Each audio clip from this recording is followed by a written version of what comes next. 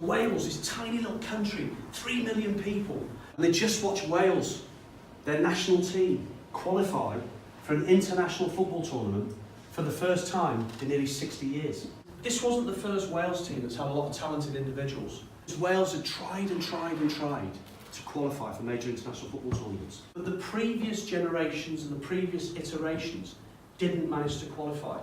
But this group did.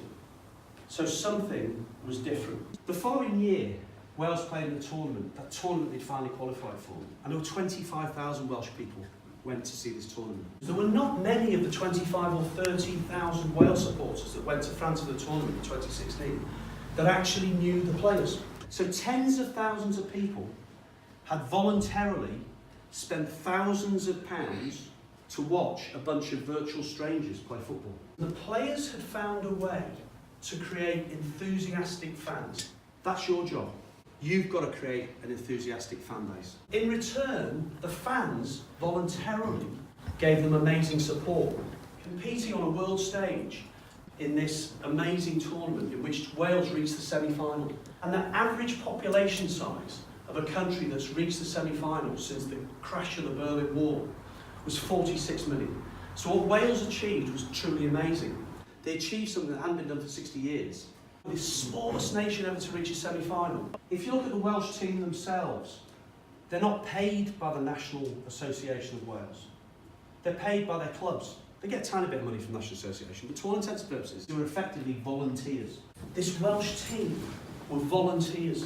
And I would say one of the reasons this group was different was they bought into their leaders' ideas. The Welsh football managers. A guy called Gary Speed. Gary Speed, that started the overnight success in 2010, didn't happen for 6 years. No such thing as overnight success. And then a fellow called Chris Coleman. It was Chris Coleman who took over with the sad loss of Gary Speed. They had found a way, as leaders, to inspire their teams in such a way that they voluntarily poured their heart and soul into what they're doing to achieve something amazing. So there's two concepts I'd really like to just draw out there. This concept of creating an enthusiastic fan base. Whatever we do, whether we're leading, whether we're selling, in many ways our roles are about creating enthusiastic fan bases.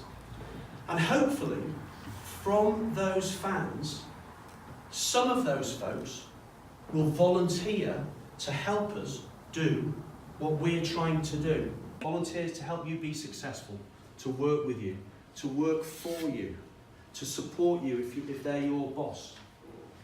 The third thing is that these leaders inspired something absolutely amazing without actually doing. They weren't on the pitch, they just put the pieces in place. That's what they did. Gary Speed didn't kick a football on the pitch. They didn't kick a football to get Wales into that tournament.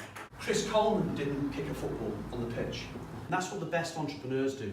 They pull things together. They don't do everything, they pull things together. Because that's the job of a leader. You don't need to do everything.